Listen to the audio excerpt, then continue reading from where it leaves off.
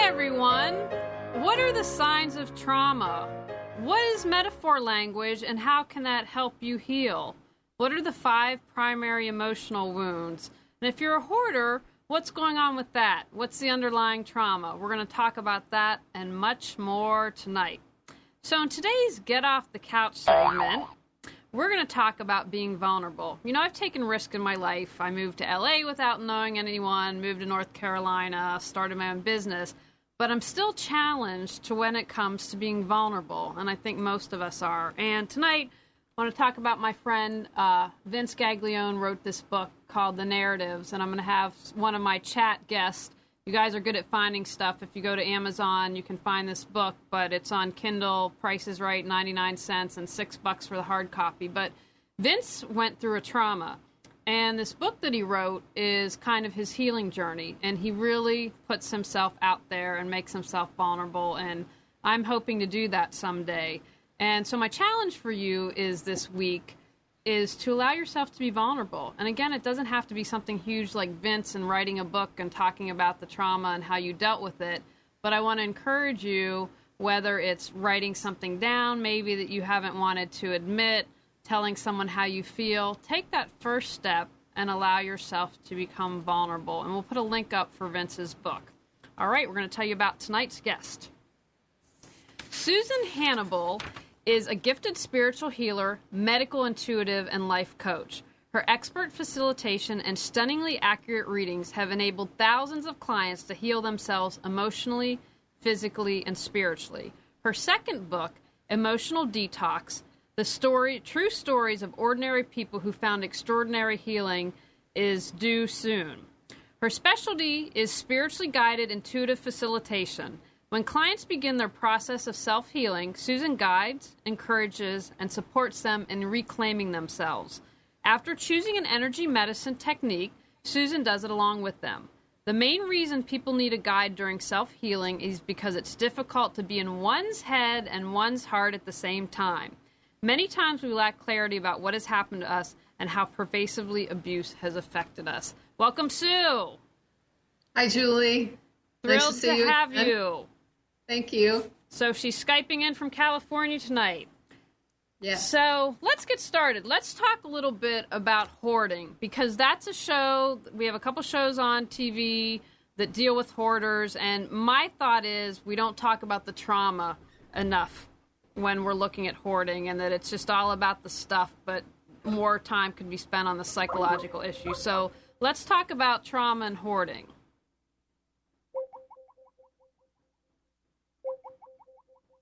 And hold on a second, Sue. We lost you. The Skype connection. Hey, everyone. We're going to get Sue back here in a second. Not sure what happened, but tonight we're going to be talking about healing and trauma. And if you have any questions, you will be able to chat them. I will be monitoring the chat room. Or as you know, you can call us in or Skype in. And we're getting Sue back on here in a moment. Sometimes that happens. So actually, while I'm looking up, we will get a link for my friend Vince's book, like I set up. For my friend Vince's book. Oh, so here we go. Actually, it is, thank you. We had one of our speedy listeners get it up, so you can get it there on Kindle or get it on Amazon. I'm not a Kindle person yet, so I prefer Amazon and having a hard copy. But again, I encourage you, if you're feeling vulnerable, take a look at his book. It might make you feel a little better and help you. So we're still trying to get Sue back on the line. We're Skyping in for California, so we will try to figure out what's going on here. And what can I say? Sometimes live TV has issues.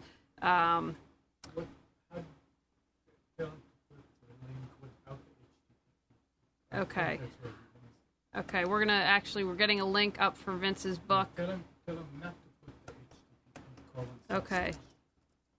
And we'll get that figured out. Hi. Tylenol Jones, help us. We don't put the HTTP in the couple slots, and that should be able to help you out there. So, again, sorry for the technical difficulties, but we are going to be talking about trauma tonight.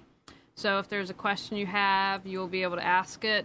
one of the things when we get Sue back up here, we'll talk about metaphor language, which I know in working with Sue is very important and very helpful in the process of healing. So let's see. You know what? We might just have to call on our cell phone, and if we can't get the Skype going. So sorry about that, everyone. It's just one of those nights. Sometimes we have technical difficulties. And so we're going to be talking about trauma tonight and how, as a medical intuitive, Sue reads energy, and that's something that's really great. And here we go. Okay, now we just we've got the hearing. Are we back? As soon as you started speaking, crash. Okay. All right, so we're back. So let's get started. So talk about hoarding and trauma. Is that something that maybe a lot of people are familiar with? Well, they're familiar with it because there was two very popular TV shows. So what the TV shows were showing was these people that were in incredible amounts of pain to the point where they had the hoarding, they had filth, they were hoarding animals. It was just completely overwhelmed and out of control. And it's highly metaphorical what was happening to them. So I would watch the show and either listen to them or read their energy and make notes on what was really the core issue, but the psychologist wasn't getting it. So they were trying to talk them out of it, and they were trying to say, well, they were having them process their feelings, but trying to say, let's just throw away this bottle cap and see what happens. Right. And what I realized was the themes that were being expressed in that hoarding were things like deprivation, loss, grief, rejection, lack, because it's the opposite of what was being shown. If they were deprived of love or deprived of something that they wanted, they were having too much. They couldn't get enough. It could be emptiness, and they were filling. That's the metaphor language is kind of like the study of opposite in a way. Can you talk and explain what metaphor language was? Because until I met you and worked with you, I hadn't heard of that. I didn't understand that. And I was talking to a friend on the way to the show, and he said, I have a pain in my neck. And I said, great, turn in. Sue can talk about that. Choose a pain in your neck and don't say me. So talk to us about metaphor language, and if you could give us a few examples. Well, metaphor language is, in my experience, the language of the body-mind. And when we're talking about emotionally based physical problems, for example, back pain, we say it, but so many people are talking metaphor language all the time, but they don't really get the underlying issue of what they've just said. One of the examples that I use when I'm teaching is a client of mine who had psoriasis all over his body. And he came back to me and he said, if you can't get rid of this, I'm going to kill myself because I can't stop this itching. And when I said, well, let me see. And I had him pull up his shirt. And I said, those look like angry, weeping sores. Because I had worked before, and I knew he had a horrible childhood. He'd been badly beaten, abused, emotionally, physically, every way you could think of. His whole life was about abuse. But he wouldn't go to the core. He wouldn't go to the anger and the grief. He didn't want to go there. And he said to me, well, I've never felt comfortable in my own skin. And I just looked at him and I said, no, what did you just say? And he got it. So, for example, back pain. We might say stabbed in the back, betrayed, unsupported, my back is up against the wall, get off my back. And sometimes when someone has chronic back pain, assuming that they don't have a spinal injury or something, and I would say to them, well, is there somebody that you just wish would get off your back to start with? And they sometimes have the answer. And we treat that trauma and the back pain just goes off of them. It's like amazing. Other times, grief or an emotion that you're just holding can be in your back. Anger, grief, resentment, things like that. I've had also experiences with it. It's quite fascinating. Now, Sue, we have a question. Sorry, go ahead. I have a 5-page list of metaphors that we're going to offer to your listeners at the end of the show. Excellent, and I'd encourage everyone to get that because it's very insightful. I have it. We have a question on chat for you. is it possible to be a hoarder at home and yet be perfectly organized at work? And that makes me think of the larger issue of trauma. If it just perhaps can be in one area where it shows up, but everything else is fine. So can you answer that? Yeah, it can be. And there were many episodes of either one of those shows that illustrated that. There were nurses, there were business people, office managers, and they would get dressed up and they were clean and they had everything and all their ducks in a row at work. And then they'd come home to this horrible, chaotic hovel, and they were hiding their shame. So yeah, people can compartmentalize that, and the outside world would never know. That's why they don't let people in their house, because they don't want them to see what's really going on under the radar. So talk about reading energy as a medical intuitive, and when you're working with someone who has trauma. How does that play a part in what you do? Well, the way I work is when I get a new client, whether they're here in front of me or at a distance, and distance doesn't matter when you're working with time, space, or consciousness. I've read people in Europe, Australia. It doesn't matter. It's just as accurate and just as easy. I get their name and their age, and I say a prayer, and which is basically let me know what I need to know to help this person. And then I download from a spiritual standpoint, it seems to me, it seems like it's like taking dictation. I organize the material according to the chakra system. I write an overview, and then I look at them or read them from the root to the crown chakras and get at least a good paragraph of information out of each one. And then the client has prepared what we call a trauma timeline. And that is their own list of what has happened to them, what age they were when it happened, what happened, the event, or who did it, or whatever, rated on a 0 to 10 in terms of intensity of emotion, what the emotion is when they think about it now, because we're looking at stored trauma that's affecting them, body, mind, in present time, and where they feel it in their body. And it's very fascinating to take both of those documents. We each have them in front of us at the end of the reading, which takes about 30 minutes. I email it to the client. They email me their trauma timeline, or we trade them if we're in person. And to see how that correlates, it provides a very accurate map for underlying issues. Now, Sue, if someone's going to work with you and say if they've suppressed trauma, and so they might not remember everything that should be on their trauma timeline, does that matter? Are you still able to work with them and help them heal? I'm still able to work with them because I can generally feel it, see it, somehow discern it intuitively, or it will come up spontaneously as we're peeling away the layers of their trauma. Sometimes things just come up and it'll just be in their face. And they'll say to me, well, I haven't thought about this in 20 years or 30 years or whatever.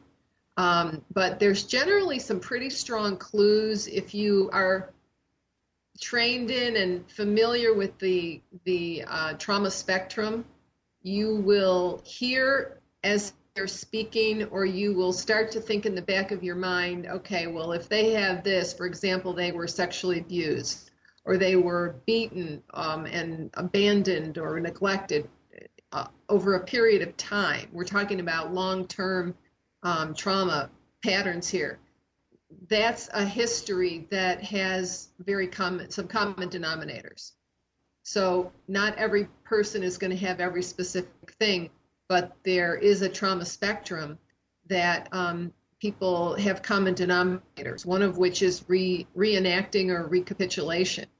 If you were abused, chances are you're going to attract abusers throughout your life until you heal that. It's just the law of attraction, or it's what happens. This book I recommend to clients as well as the clinicians that I teach, and she talks about this. This is a classic book, Trauma and Recovery by Judith Herman. She is a psychiatrist at the Boston Trauma Center, and this is the finest book on trauma that I've ever read. Okay, that's good to know. We've got that, and great. Thanks for putting that up. Now, we have a follow-up question on hoarding from audio for you, and I want to ask that. He says, so if hoarding is a mental illness, how can you be mentally ill at home but not at work? Well, it's not a mental illness like being schizophrenic or psychotic or something like that. It's a manifestation of trauma that is, and it's got an addictive and obsessive compulsive quality to it that is showing up in that particular way. Now, someone else that had maybe that particular childhood or issues that are triggering the person to hoard, a different person might be overweight, or they might be doing something else that is going to manifest in that way. So there's different ways that people process and show up with trauma. Not everybody shows up the same way. Now, can you talk about what are the 5 primary emotional wounds? And is this something that we all have, or is this just if you've had trauma, you're going to have one of these emotional wounds? Well, there's 5 main emotional wounds that I have seen over the period of time that I've been in practice, almost 13 years now. And I see them consistently show up in readings. Some people have all 5, and those people are very profoundly damaged. Their hard drive, so to speak, has corrupted files on it. You could look at this and look at all these different little pieces of metal, and those could be the things that were done to you, said to you, the things that you observed, things that you witnessed. So the trauma is manifesting in different ways. The 5 main wounds are abandonment, betrayal, humiliation, injustice, and rejection. And then wrapped around that is usually fear, shame, guilt, sadness, some of the other negative emotions. And so the A study talks about that. Everybody that is traumatized, deeply traumatized, or knows someone that has, say, hoarding, or is extremely obese, or is manifesting all sorts of physical illnesses, should take a look at the ACE study. The ACE study stands for Adverse Childhood Experiences, and it gives I believe it's 9 most common manifestations of childhood trauma that can lead to life-threatening illness in adulthood. Now we have a follow-up question from audio, and I want to remind everyone, chat a question. I'm happy to ask Sue, or you can call in at 919-518-9773 or Skype Computers 2K Voice. Audio says, do any hoarders hate being hoarders? You know, I haven't had the opportunity to work with any of them personally. I've had a few that tiptoed in to think about maybe doing something, but then they don't want to come to treatment. It's very, very difficult to treat these people because they are so damaged that, I mean, there's a lot of reasons why they don't want to. They're afraid of re-experiencing the original trauma. They are afraid of the world. You know, they built themselves into this hole. They're protecting. There's a lot of different reasons why they're doing it, and they don't want to sometimes give it up. But I think that they know that they're in trouble, but their denial kicks in just like it does with most addicts, and that keeps them from healing. Excellent. So can you tell us signs that people can look for if they're suffering trauma? For instance, someone might be suffering from PTSD and not know it. Is that, what are some signs that you've suffered from trauma? Well, anyone can look up the signs of PTSD on the net. The deepest ones have to do with survival, and that's what has combat vets so deeply upset. As soon as, at least in Afghanistan and Iraq, as soon as they get off the plane, their lives are at risk. Every time they go outside the wire, it's worse. Every time there's a rocket attack or a mortar attack inside the wire, there's never a chance to let your guard down for the entire tour. And I've treated about 40 veterans, and they all say the same thing. They can't sleep. I could never relax. I could never let my guard down. Well, if you grew up in a war zone in your own home, you may feel the same way. So it may be that nobody ever put a gun to your head or put a knife to your throat, but if you're little enough and you're being abused or you're witnessing domestic violence, that's very scary to a small child. And that can manifest in them having issues about safety and survival. So that's the first level. And it kind of correlates to the chakra system. The root chakra has to do with safety and survival and issues like that. So, and then, go ahead. Oh, the other issues. There's so many trauma imprints. Inability to trust. Feeling like you're not safe in the world. Feeling like you don't fit in or you don't belong. Anybody that's using any type of addictive substance or is overeating. The way I look at addictions is they're just anesthesia for pain. And I want to know what that pain is. I'm not real concerned about the way it's showing up, unless they are a blackout drunk or they're putting a needle in their arm, then we need to call a doctor. But anybody that's having an addiction, whether it's hoarding or any of the classic addictions, those people are in terrible pain. And we need to find out what happened to them and why they're needing this anesthesia. If someone has had trauma and hasn't dealt with it, could they be acting out? So, for instance, if they were sexually abused as a child, being sexually promiscuous or perhaps being a prostitute, that sometime, as you mentioned earlier, if, you were abused, attracting abusers into your life. So does that happen a lot of time with people who are dealing with trauma? It does. It does. That's the reenactment or recapitulation behavior that I was referring to earlier that's in the trauma and recovery book.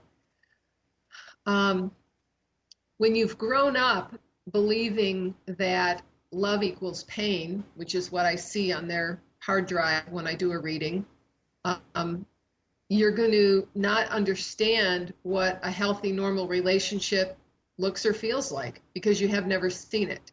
So if you grow up in squalor and hoarding, you're going to maybe not know that it's not normal not to have a clean house. If you grow up where people hit each other and lie to each other, things like that, you're going to have trouble figuring out what type of treatment is loving and is healthy. So how people grow up is like their template.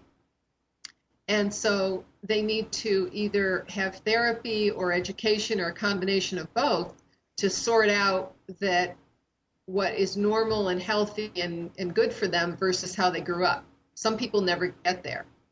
It's very sad. Can there be a physical illness? You use the vets as an example. I mean, I can't even imagine what it would be like to be on 24/7 and not being able to relax. So I'm assuming that can then translate into a physical illness. And so is that something that you can treat as well? Well, again, I don't diagnose or treat illnesses, but what I help people with is identifying what happened. We have to know what the root of something is in order to heal it, in order to heal the pervasive effects of it into our life and our health and our relationships. So first of all, the first step is identifying the root. Sometimes you can say to yourself, if you're triggered, what or who does this remind me of? And that may take you to the root. There's a few questions like that are very apropos in order to take you back to the root.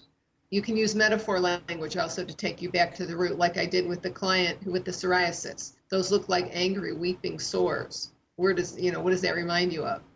So treating trauma has to do with connecting dots and bringing someone that has childhood parts that are still stuck in the past into present time. That's a piece of the work that I've developed sort of intuitively over the years. And I'm about to put out a manual and train some licensed clinicians that I've met recently to teach this. Because when I would teach clinicians, they would say, well, we're not intuitive like you are. We can't do this. How do we do this? And so I said, all right, wait a minute. There's got to be a way to translate this into manual mode. So using metaphor language, which is how to read energy, is one. And then the 5 main wounds. And then this piece about, in a guided imagery in the middle of a session, sending the client back in time to rescue and recover the parts of themselves that are left behind. I actually say to them, in your imagination, go back to the house where you grew up, where this trauma happened, whatever we're treating, and go in the house, take some angels with you, and go start looking around and see if you see anybody. See if you see 4, 8, 12, whoever it is, whatever age the issue happened when it happened to them, and I've got that on their trauma timeline. People can do it. They go back and they say, oh, I see my 4-year-old, she's in her room, she's crying. Okay, well, let's sit down and talk to her. Why is she crying? And then I take over and I talk to that child part, just like a real child, so my client can stay in the feelings. They don't have to get in their head and try to figure out what they're going to say. They are hearing healing words from me while I am dialoguing with their little ages of them. And it may not only be childhood. It may be a soldier that has left part of himself on the battlefield. It may be a rape victim who was raped at 20 or 30, and now they're in their 50s. We need to go back and get them. That part probably is instrumental in healing more people than any of the tapping or the other energy therapies that I do. It's absolutely stunning. How is it that we get stuck? When you talk about, do we get stuck energetically? Because something might have happened when we were 10, but we continue to grow up, and even if we're not aware of it, thinking, oh, this happened, if we've suppressed it or whatever. So when you say get stuck, do you mean energetically or psychologically? What do you mean by that? Well, I look at it at almost from a shamanic standpoint. It's a piece of our consciousness. It's a chronological age, but that age also has qualities to it, memories, what you learned about yourself and the world at that time. You know, when you have an adult that's throwing a tantrum, adults aren't supposed to throw tantrums. So who is it that's acting out in front of you, acting like a 5-year-old? That's accurate. And you point it out to them, and sometimes they can understand it when you point it out, and sometimes they don't know what you're talking about. But the parts of us that are scarred, shocked, we leave them behind, they split off, they become separated, we have to shut them down to survive. I mean, if you're in a violent home and people don't like anger, then they want you to be happy. You're going to put on a happy face, and you're going to leave all your feelings behind that have to do with anger. So there's parts of us that are suppressed. There's qualities like safety, voice, creativity, power, kind of follows the chakras.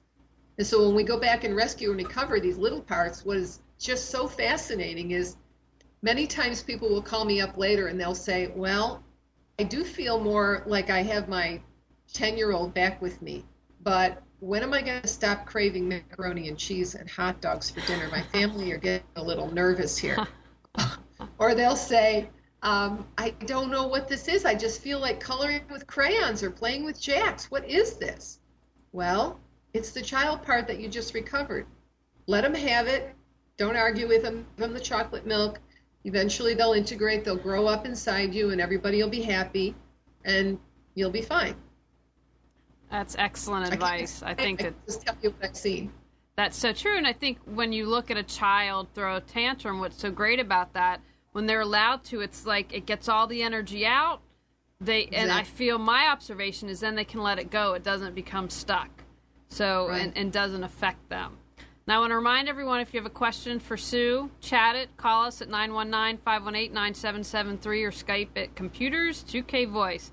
Now, what is disassociation? Well, dissociation is the disconnection. Sorry. Yeah, it's the disconnection of a part of yourself or a piece of your consciousness that is separated.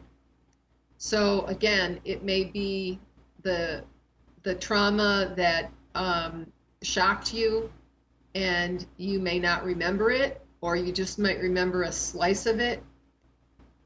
Sometimes people can have allergies that have to do with an imprint of trauma from something that they don't remember. So sometimes I start with treating somebody's allergies. Well, let's talk about what you're allergic to. You can be allergic to a person, a food, a fabric. I treated a woman once who had an allergy to wool, and it turns out as we dug our way through the layers of her consciousness, that she had been molested by her father and there was a wool blanket on the bed. So that imprint of the wool was the only thing that either she could remember or that the body was retaining that we could get hold of and then go backwards and get the rest of it. But a lot of people have panic disorder. They have phobias that can be metaphors for childhood issues or dissociated issues. So the fear will show up in some kind of way, like a fear of spiders, for example, or fear of flying, snakes, things like that. And it doesn't have anything to do with a previous problem with a spider or a plane or a snake. It's a metaphor for something that crept up on them in the night, or that they felt out of control or held down. A woman, I recall in my early practice, came for fear of flying. And I thought, okay, I was early in my career, a little cocky, you know. And I said, oh, no problem. This is a problem with a fear of flying or claustrophobia or heights. Well, it was none of those things. It was sexual abuse. Now, how did we get there? We looked at it metaphorically. I said to her, who held you down? And she said, well, I never told anybody this, but when I was 7, my grandfather molested me and he held me down on a couch. So her body took that molest experience and imprinted it on the flying experience. When you go on the plane, you're held down by the seatbelt. You're kind of trapped. You can't get out. You have no control. The pilot has it. And it manifested as a fear of flying. So we treated the sexual abuse from age 7, and the fear of flying went away on its own. We have a couple questions for you here, Sue. First from Sharon. She says, I was severely physically, verbally, and sexually abused throughout my entire childhood, 18 years. The book that Sue mentioned was Trauma and Recovery. What was the author's name again? And are there any other books that you recommend reading? Mm-hmm. The author is Judith Herman, MD. She's a psychiatrist at the Boston Trauma Center. The other book that I recommend reading is Does Stress Damage the Brain by Douglas Bremner, MD. That will give you some insights into the physical manifestations of trauma. I would say to Sharon that a lot of the fears that she's having and the trust issues that she's having are definitely related to her experience. Like what I was saying before about when you grow up in chaos, you don't know any different, or you don't know how to cross the bridge from being worried and scared and defensive all the time to feeling safe and being able to trust and relax. That bridge has to be healed. Excellent. Now, Devil Made Me, I'm going to assume, do it. Ask, how can I release negative experiences that happened 20 years ago that hold me back? Well, the first step is identifying what they are. So I would make a list. The age that you were when it happened, a brief description of what happened, the emotions that you still hold when you think about that memory, rated on a 0 to 10 intensity scale, with 0 being no charge at all and 10 being hugely intense, very, the intense rage or sadness or grief or abandonment, whatever it is. Look at the 5 main wounds and feel in your body as you're bringing up that memory where that feeling is stuck. It'll feel like pressure or just energy that's stuck. Once you have that list, you have a template for the things that need to be healed in order to help you heal and grow up and change in present time, and probably avoid illness if it was long-term enough and bad enough. I wouldn't recommend doing intense trauma by yourself. EFT and some of the other things that are out there are self-healing techniques, but you really need a guide and then someone that's experienced with trauma to keep you safe while you're going into some of this stuff, especially if it's repressed or dissociated. When that is repressed or dissociated or split off, it's that way for a reason. And it's that way because it was too overwhelming at the time for you to handle it and not go to pieces. So when things are dissociated, especially when the child was very young, that's very delicate territory. And I would recommend that you find someone to help you that's experienced with trauma. And Sue, can you just tell our listeners what EFT is for those that don't know and briefly describe it? And I'm assuming that you can do work, even though you're in California, over Skype, over the phone, and would be able to work with people, correct? Yeah, I do readings all over the world, and I work. Oh, we got, Sue, are you there? You got stuck. Got a little bit of, we've got a little bit of technical difficulties, everyone, but just hold on a second and we'll get Sue back here and get that. I do know that Sue works over Skype. Like she started to say, she is based in California, but is able to do readings and working with people all over the world, and she would be able to help with that. And we'll see. We'll get her back here. Unfortunately, having some technical difficulties. But EFT stands for Emotional Freedom Technique, which people might know of as tapping. And we actually, when I first started the show in August of 2011, we did an interview with Sue, and she talked about Emotional Freedom Technique. If you look here on the site, all our shows are archived and turned into podcasts. So if that's something you're interested in learning more about EFT, you'll be able to look at that interview from Sue and learn more about that and what EFT is and how that can help with trauma. Hello. And hi, sorry about that. I was just saying that you would be able to help people all over the world and was briefly explaining what EFT is, but if you want to take it from there, please go ahead. Okay. EFT stands for Emotional Freedom Technique. It's acupressure tapping with your fingertips on emotional release points on the face, the hands, and the trunk. And what was the rest of your question? Whether or not you could do readings. I said that you would be able to help people via Skype or readings. I mean, Skype or anyone in the world. Sorry. Yeah. You wouldn't think that this type of healing would be effective if it's not in person, but actually somehow the distance or the anonymity helps people feel more comfortable going to the depths of the issues that they have.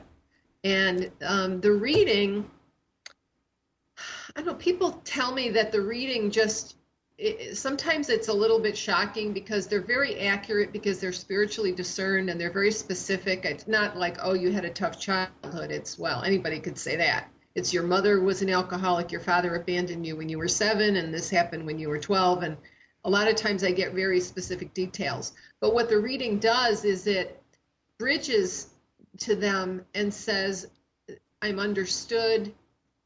There's nothing wrong with me. The problem is what happened to me. This is a trauma spectrum that people go through. It can be healed. I'm not damaged goods. There's hope. I've worked with people that were horribly, horribly abused, and it's not going to be a 2-3 week issue. Sometimes it takes some time, sometimes months, depending on how young they were when it started, how bad it was, and how long it went on, because that's the depth of the scar tissue that they have. However, having said that, some of the clients that have come to me and my colleagues have been in conventional therapy for years, 7 years, 8 years, 20 years, and they don't heal. So these techniques are so powerful, and people, it's really a metamorphosis that I see with clients. They change on so many levels. They change how they feel about themselves, how they feel about the world in terms of safety and trust. They get their voice back. Some people can't talk back to a waiter. And I say, well, what are your boundaries? And they go, what's a boundary? So we have to do a little coaching to help them integrate what power and voice and self-esteem and an open heart means. So it's a real interesting process. We've got several questions for you here on chat, Sue, so I want to get to those. Sure. Aching Heart asks, what kind of readings do you do? Are you psychic? I think there's a difference between psychic and intuitive. I can't tell the future, I guess, is what the issue is. wish I could, but I can't. Intuition is a function of reading energy. I can't tell you what color your bedroom walls were, but I can tell you the imprints in you from what happened in there if bad things happen. There's a difference. What was the rest of the question? I think that you answered that. Now, Kimma wants to know, can you go back to past life issues? I can. I never used to believe in past lives. I just couldn't go there, being a good Catholic girl when I was raised Catholic. But one day it just became so obvious to me that that's what this was. And I'll tell you briefly what it was a colleague of mine came for some very plain old-fashioned allergies. Corn, butter, wheat, things like that. So I said, well, okay, let's check with these allergies. And we're just kind of sitting there. I didn't even get a chance to do a reading on her. All of a sudden I said to her, you know what? I see you in a castle. And she just started sobbing like her heart was broken. At the time she starts crying, I feel a dagger go into my back about right above my right kidney. And it's about, the pain is about on an 8 to 10. So I'm leaning forward on my elbow on my left knee, and I've got my hand on my back, and we're in this past life where she was murdered for stealing food from the children. And so we took about 30 minutes, which I'm in pain the entire 30 minutes, to get this through, get this over with. And then her allergies went away. So we were able to resolve a past life from, I don't know what century it was way back, and that had manifested all this time in her DNA, soul, I don't know what it was, that she had these allergies. And then at the end of it, the knife came out of my back. Now, and I said to her, you know, if this continues on, I'm going to have to charge you more, but let's talk about that later. There you go. Hey, I would. Now, Kim also has another question. Do certain parts of your body, which are blocked by spasms, mean different things? Shoulders, back, stomach issues, bad knees, etc. Mm-hmm. Spasms, like muscle spasms and things.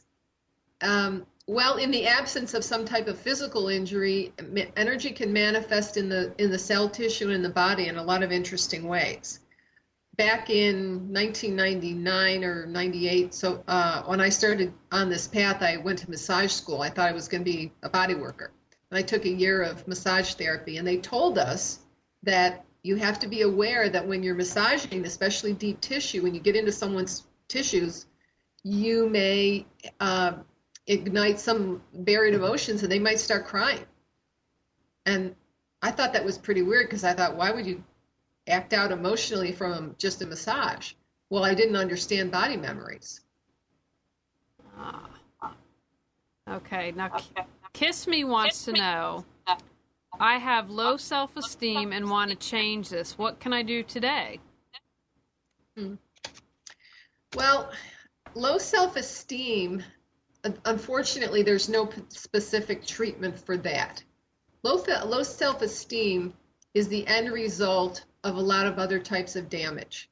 So your healing path would begin with the damage. What was said to me? Oh, parents that say, you're never going to amount to anything, you're stupid, why aren't you more like your brother? What is the dialogue in your head when you think about your childhood? I would start with that. Identify those traumas, those memories, rate them on a 0 to 10, write down the age where you feel them in your body and how they made you feel. Sometimes what I ask people is, what's the effect that this had on your life? When they tell me something, and I just wait. Sometimes they can't answer me immediately, but usually they'll start crying, and then they will tell me, I don't trust people, I'm unlovable, I'm defective, some type of negative narrative that has its roots in what the parents said, the church, the teacher. Children have a hard drive from the day that they're born. And what you say and what you show them and what they witness goes on here. So be very careful if you are a parent or you're in charge of young children, what you say to them. and then take a look at what was said to you, and that may give you some clues as to why you are the way you are. Now, when you're working with someone, are you helping heal the trauma from a physical, mental, spiritual, emotional level? And do we need to heal a trauma at all those levels? Or if you just work with them physically, will the rest be taken care of? No, I don't think that we can work with someone only on a physical level or only on an emotional level. The body, mind, spirit is all connected. So when I start working with people, I usually start with the emotional, and if they have a physical illness or a physical dysfunction that's based in emotional trauma, that will sometimes resolve when we heal the emotional issues. Like the guy with the psoriasis was an example. I've had people with chronic back pain, migraines, various skin issues, frozen shoulder, all kinds of issues that you say to them, well, what was going on when this happened? Sometimes that's a clue. Sometimes it's an immediate trigger. Well, when I was 13, my parents got a divorce, and ever since then, I've had this pain in my stomach or whatever. So if your listeners have specific issues physically, they should look back and first take a look at what was going on in their life when the first time that happened or the first time they noticed symptoms. That can sometimes be a clue. Now, Kima wants to know, should one always listen to their intuition, and how can one grow their intuitive senses? You were breaking up a little bit. I didn't hear that. Can you repeat it? Sure. Should one always listen to their intuition, and how can you grow your intuitive senses? Do you have any advice for that? How can you develop your intuition? And if you should always listen to your intuition. You should always listen to your intuition. That's something that I've learned the hard way. And I think most people, if they tune in, can say later, I knew I should not have trusted that person. I knew I should have done this. I knew I should not have done that. There's usually a feeling in your stomach or a hit in your mind or heart that says, look out or go or stop, whatever. So yeah, that's your intuition. If it comes from your heart, you can trust it. In my experience, if it comes from your head, look out. It might be your ego. And how can you develop it? Well, one way is to pay attention to the metaphor language, because that is what I call medical intuition in manual mode. There are courses and there are other things on the net for you to develop it. I never took any courses. It came to me, I guess it's from childhood. It came to me and developed over time. But the first time I did a reading, I just did it with my intention. I had a client and I went in the other room and I just directed my attention at her root chakra, second chakra, all the way up. And I got one line of information out of each chakra that came to me. And I thought that I must be mistaken because it all had to do with horror, terror, rape, threat to life. It was just horrific. And part of me, I think, was hoping that it wasn't true, and I just thought that I must be wrong. So when I went back to her, before I showed it to her, I said, were you ever raped? And what she said was, yeah, basically I was incested from the time I was 3 or 4 months old until I was like 19. So it was not incorrect, unfortunately. Now, when we were talking about hoarding earlier, you had mentioned some clients had come to you and just didn't want to go there, weren't ready. Do you have to relive the original trauma in order to heal it? You know, I've talked a lot about the show, and I talked in my personal experience, and I've had many guests say this. It's a heck of a lot easier to go through the healing process. I know for me, for so long, I was scared to. But it was so much easier to do that than to hold on and live the life I was living. So do we need to relive that original trauma? Can we just release it? Talk a little bit about that. No, using the energy therapies, you do not have to go through the eye of the needle. The point is not to re-traumatize people, not to cause them more pain. That's one of the main issues that I have with conventional therapy. and the exposure, the prolonged exposure that they do with troops, it's not necessary to have somebody directly confront their biggest fear in order to heal it. With energy therapies, you can stay, it's almost like one dimension away.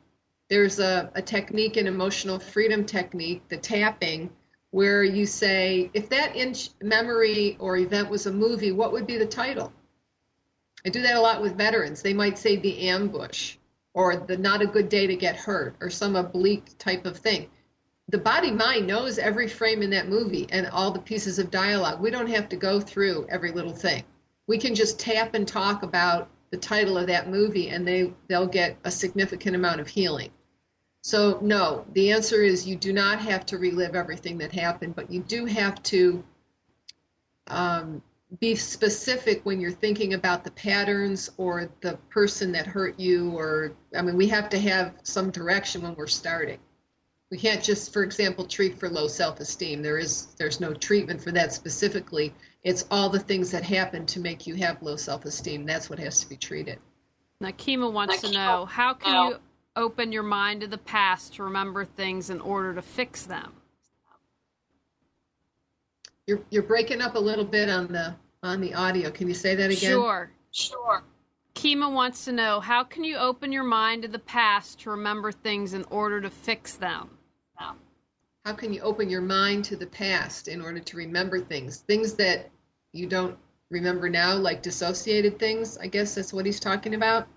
I don't know, Kima, if you can respond to that on chat, and then we'll get back to that. Johnny wants to know, what makes people happy and why are so many people not happy? What makes people happy?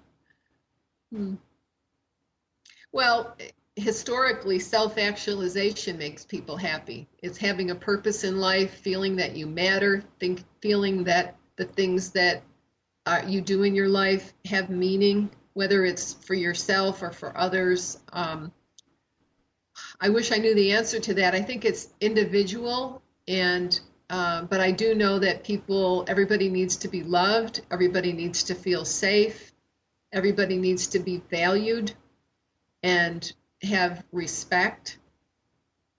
There's some real basic building blocks to human relationships, and if some of those are not there in childhood and later on in life, you're going to notice it, and you're going to be looking for that.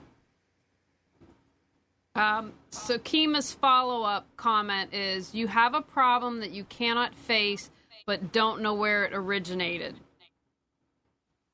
You have a problem that you can't face, but you don't know where it originated. And she was asking earlier, how can you open your mind to remember that in order to fix it?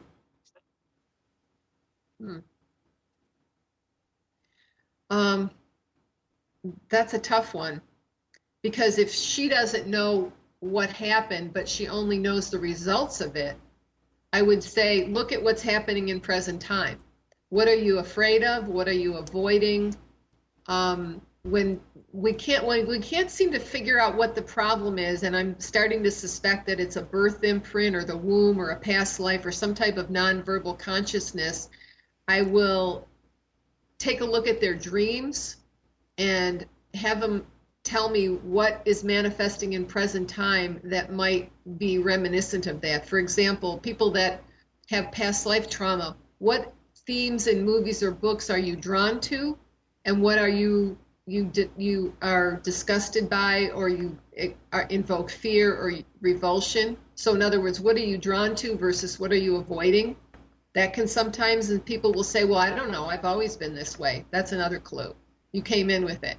If there's nothing in your life experience to make you have this phobia or have this issue or want to avoid movies about the Middle Ages, then why? It's more than just, I prefer, fantasy than these type of things. There's usually an underlying clues, and when taken together, it's like putting together the pieces of a puzzle. It's very fascinating.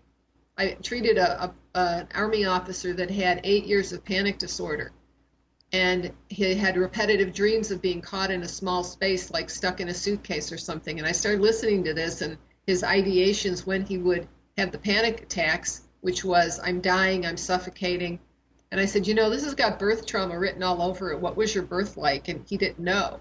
So he called his mother, and he had 3 days of labor and a forceps delivery. So his baby self was not only stuck, but was terrified, suffocating, probably thinking about that he was going to die, being assaulted with stress chemicals from the mother, who by then is exhausted and afraid after 3 days of labor. And we were able to heal the birth imprint, and his 8 years of panic attacks went away in one session. So I would say, look at present time, make a list of what's going on, and say, who does this remind me of, and look at it metaphorically. That might provide some clues. She had said, I'm afraid of heights and elevators, but I know why. So that was her comment. Contributed to that. There are, I always like to ask the guests, sorry, we're having a little bit of audio here going on in the studio.